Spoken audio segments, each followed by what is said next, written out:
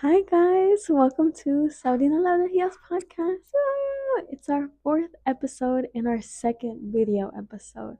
Guys, I'm so excited.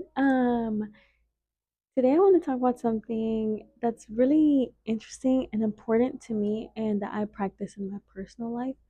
Um, I want to just give you guys a disclaimer because I know not everyone likes to hear these kinds of things or believes in these kinds of things or cares for them. So like, just a heads up, today is going to be a very spiritual episode. Today I'm going to talk about ancestral veneration. Um, I guess you could also call that like honoring your ancestors, tus muertos, things like that. Like, that's what I'm going to talk about today. So, in case you aren't really into those things or they're not like your vibe, I'm just kind of giving you guys a heads up so you won't be like halfway through the video and be like, what the fuck am I listening to? It's happened to me before. Not with these kind of topics, but with other stuff. I'm like 5 minutes in, I'm like, what the hell? So just in case, I'll save you guys some time. That's what we're gonna be talking about today. And it's something that's really important and near and dear to my little heart or my big heart. I love, love, love ancestral veneration. I love connecting to my ancestors. Well, y'all know I've been saying God, your guides, your ancestors. Like, that's a multitude of there's a multitude of things that like fall into that category. I mean, God is one God, but your guides, you can have many different guides. And that includes your ancestors, but I put them separately because I have like mi Santísima as one of my guides, and then I have some Orishas that are my guides also, and then I have my ancestors. So I like to separate them, but you can do whatever you want, put them all together. Technically, they're all guiding us, so it's okay. Um, Guys, I love, love, love ancestral veneration. It's something that's really important to me, and that, like, as the years have gone by, I've really gotten into a lot more, and I've tried to find ways to, like, mejorar mis prácticas and to really connect with my guides in so many different ways. Now, as years have gone by, like I said, I've learned a lot more, and I've kind of found their vibe, their individual vibes, and what they like. So, um, I hope that if that's something that interests you or that you like, that this episode might be helpful to you. I don't know how in depth I might go with it, but I'm just kind of gonna go with the flow.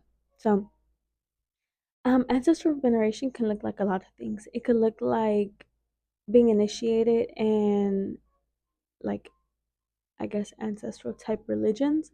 It could look like just having una foto de un familiar y una copa de agua, and that's how you honor that one ancestor. It could look like being a devotee of, for example, Santísima and honoring your ancestors with and through her.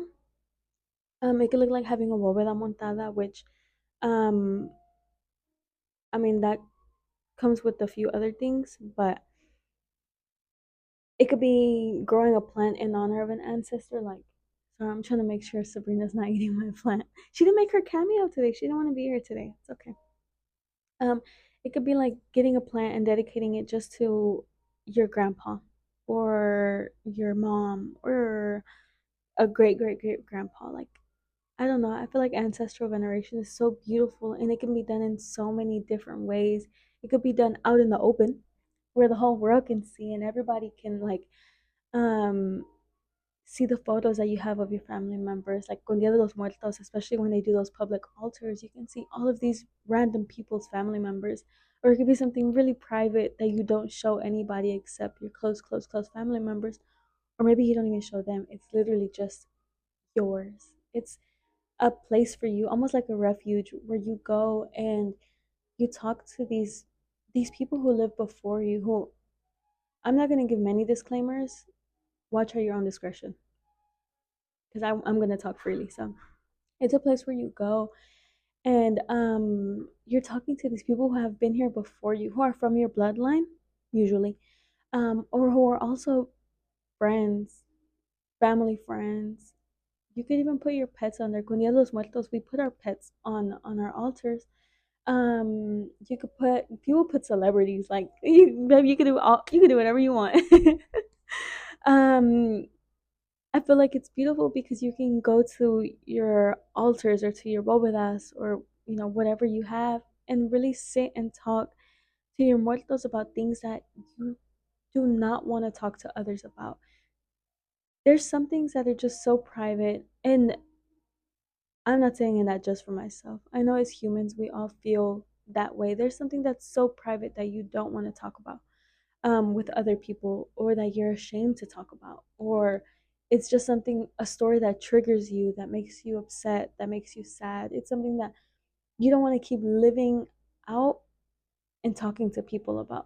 Sometimes because the story gets old. You've told the story 17 times. You don't think somebody wants to hear it again. Well, you know what? You can go to that altar and you can talk to your guides and you can tell them for the gazillionth time how you're feeling, because sometimes that's a way of healing.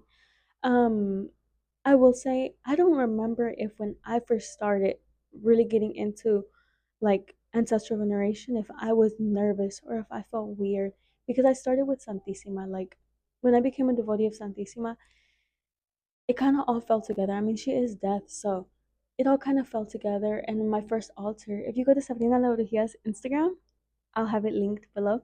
My first picture or my first post on there is my first altar de Santissima. Like the same day that I went and got her first statue, that's a little altar I made with things I already had, because at the time I didn't have the money to go buy uh, a big altar. She was on top of my dresser with the mirror that was gifted from an attorney I met at one of my jobs. Like I managed to put things together for her, and now she's beautiful. She has a beautiful altar. Like I don't know, things started with her, and then I slowly started getting into other things, and now my muertos have their bóveda and it's beautiful and they have their own space. And I just, I don't know, I'm so grateful and I love it. And I hope that if you guys don't do the same thing, at least you feel the fulfillment and the happiness that it brings me. And maybe you can try it, or you can put a little copa for somebody,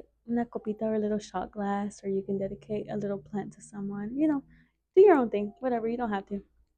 I'm just saying. Um, I personally can attest to what I was saying of going to your altar, going to your bóveda, and just talking freely, talking 100% where you feel like you cannot talk to others. I have had things happen where I just am so embarrassed, where I feel very angry, but angry that is like an anger that if somebody hears you, baby, they gonna tie you up. You're going to the crazy house. um, Things that are just stories that I've told a gazillion times that I, in my opinion, am tired of telling, and that I know people would be tired of hearing. But I go to my muertos and my ancestors and I talk to them because they are like a guiding light for us. They lived through so much before us, and in my opinion, a lot of things that they lived through gets passed down to us, and we're just kind of an evolution of them. So a lot of us also are living out our ancestors' biggest dreams, things that they never could have accomplished. Um, Not because they didn't want to. A lot of them weren't in situations where they could go to school, where they could have their own home, where they could have a vehicle, where they could have a good job, where they didn't have to have just one job, or where they could only have one job, not five, where they didn't have to give birth at like 12. Like all of these things that a lot of our ancestors had to live through and sometimes suffer through and struggle through. I feel like in a way, we like put a little band-aid on them. I know that there's spirits and they're not here physically with us, but when you really open your mind and your heart, I feel like you can really feel their presence. You can feel them around you. You can feel their messages coming to you. You can feel that. I feel like crying. that's that's that empathetic girly coming out.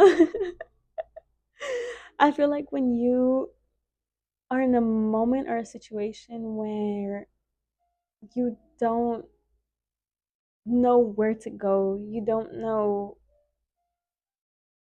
what your next step looks like, they're always there to like put their hand over your shoulder. Obviously, not literally, but they're there and they remind you that they're always with you. And that's something that I've really started to like think about and to appreciate. And it's that even when you feel alone, you're never really alone. Your God, of course, is always with you. Your guides, again, and your ancestors are always with you. You're never truly alone. You might be alone physically because you chose to be alone or because people have pushed you to be alone.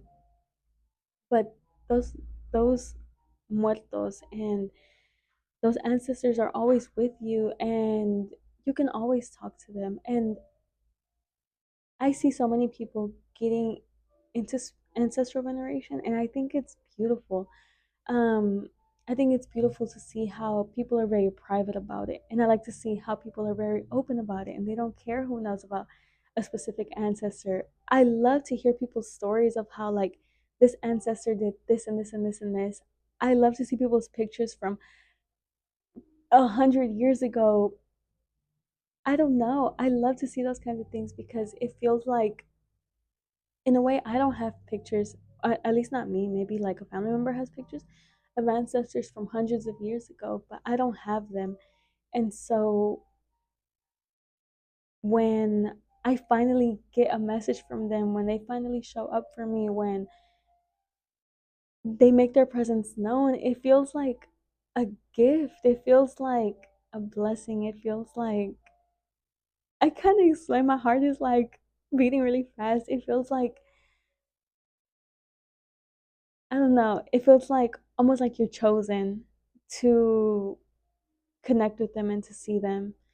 And sometimes they're only there for a moment. Sometimes they only want you to know that they're there. But sometimes they're there and they stay there and they're with you. I mean, they were always with you, but now they're officially there and they're your guiding light. Boom, they're going with you everywhere. They don't care. Good, bad, right, wrong. They're with you everywhere. Um, and guys, I think that's beautiful. Um, I think another way of honoring your ancestors is to really get into who you are and honoring and accepting who you are as a person.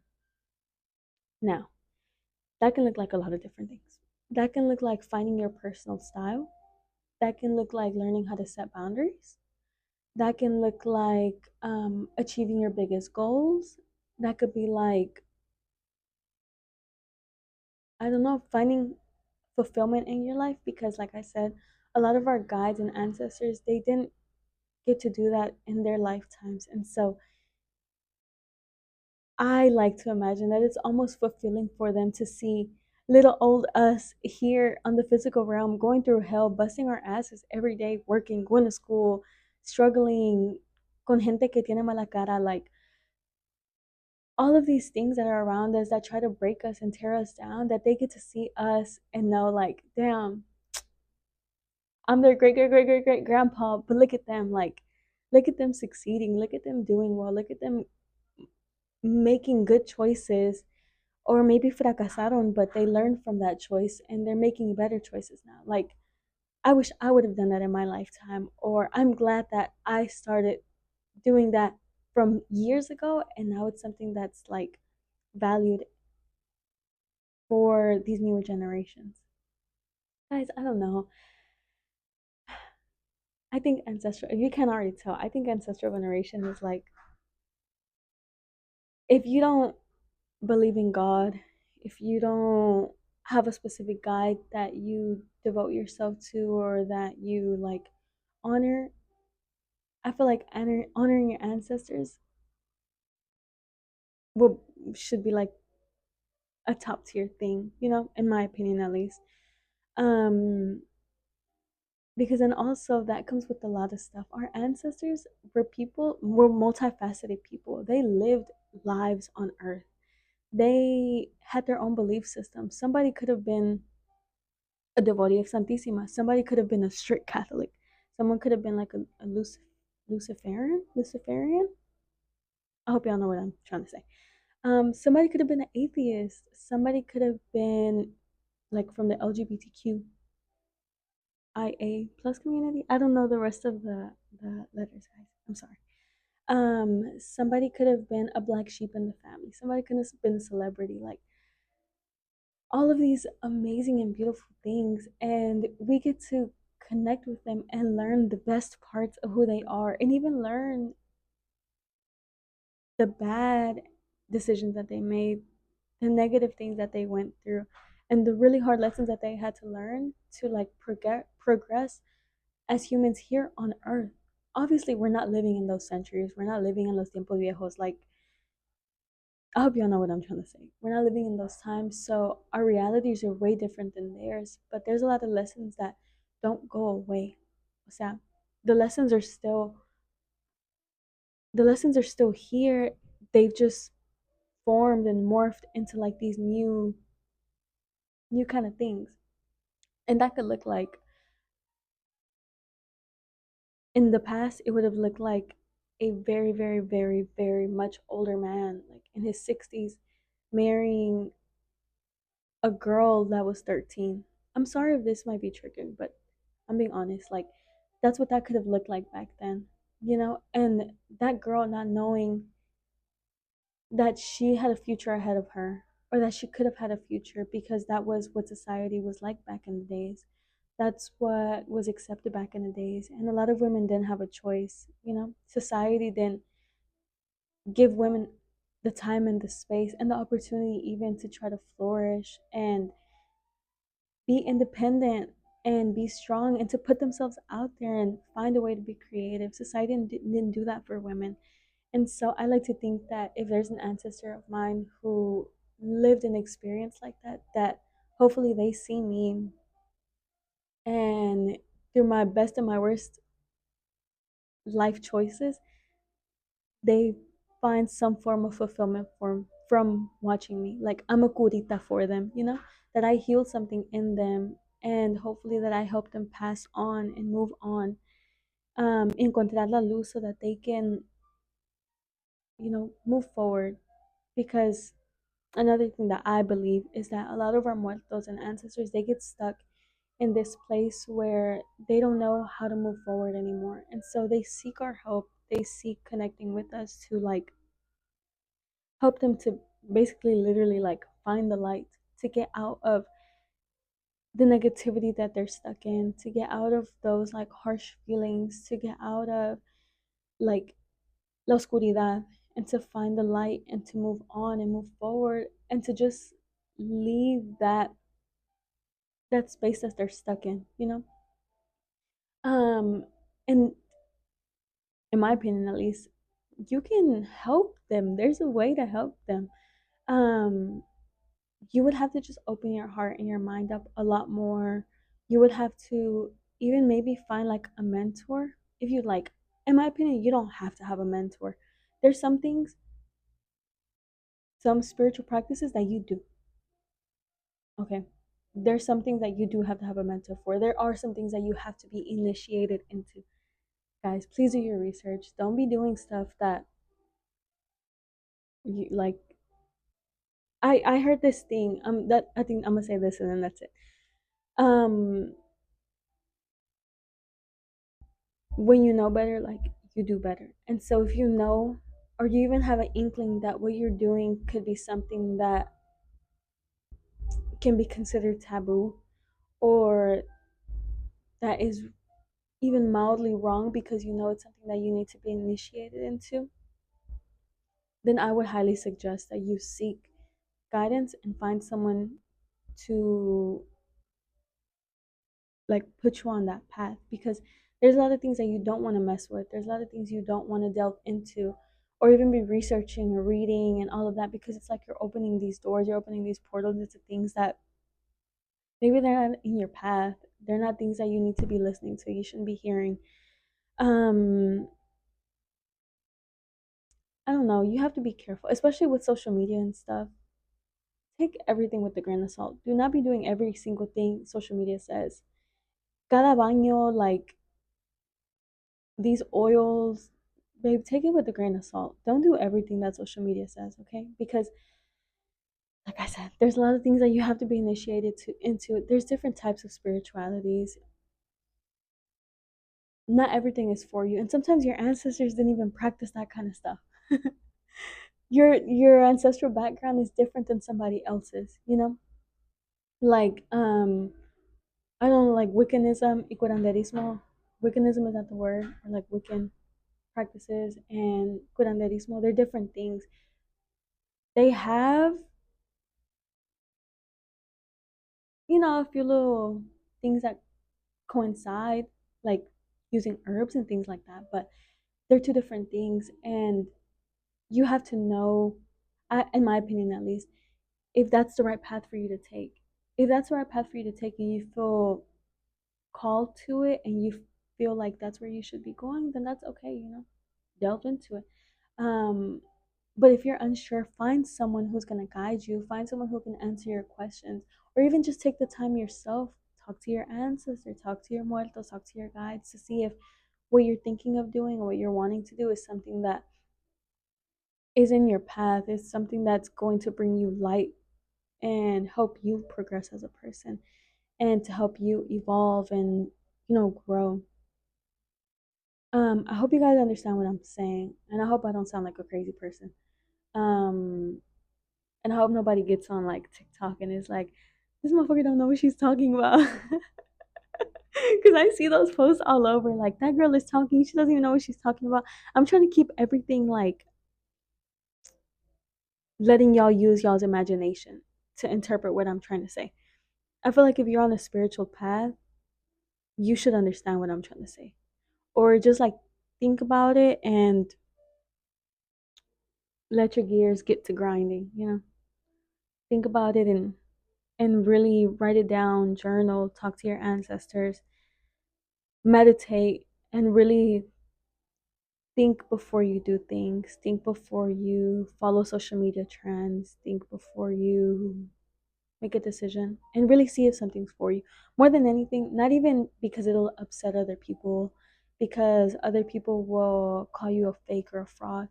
I would say just really look into things to protect yourself, you know, to make sure that you're okay. You always want to like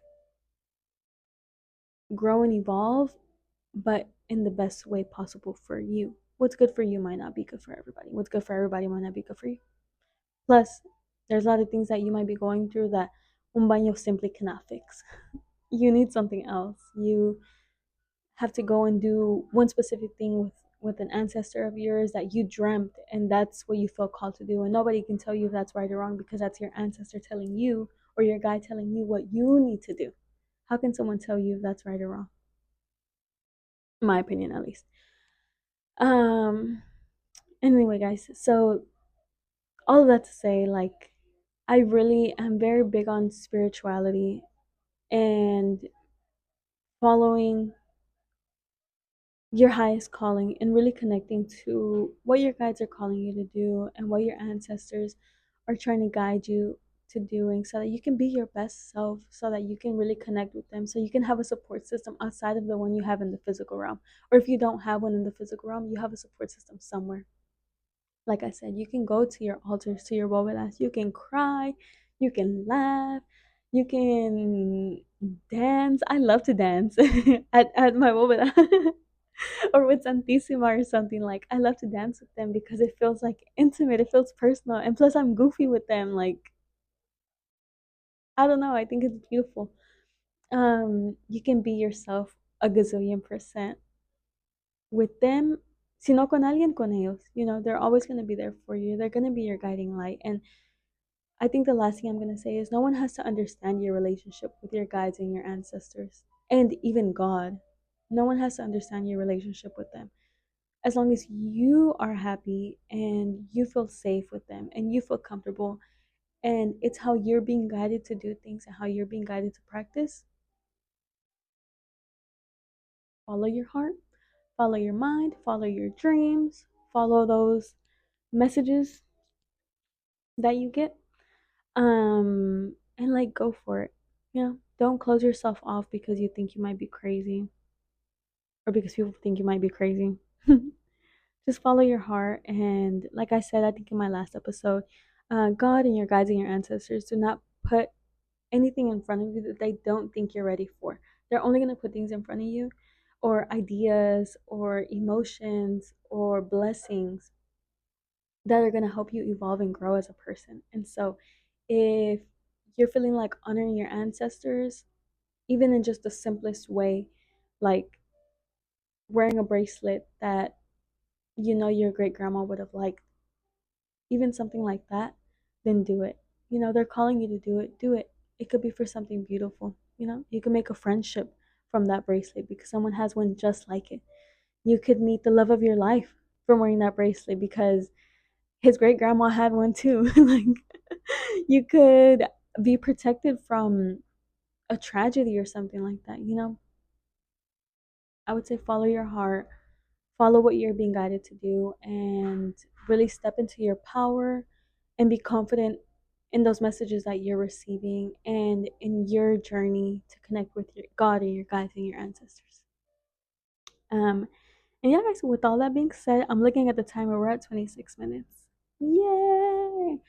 I hope you guys have a great and blessed week. I hope that your guides and your ancestors, and never forget God, are always with you, that they're always guiding you, that they're protecting you, and that, like I said, if you feel called to do something for an ancestor, a family friend, somebody, do it. No matter how big or small, do it. It might change something for you. You see. Um, Thanks guys for listening. Let's have a great week. I pray so much love for you guys. I pray you guys find something this week that just like livens you up, that helps you feel alive and happy, and that brings you fulfillment. And yeah, good night, guys. Bye. Or good morning, guys. Bye.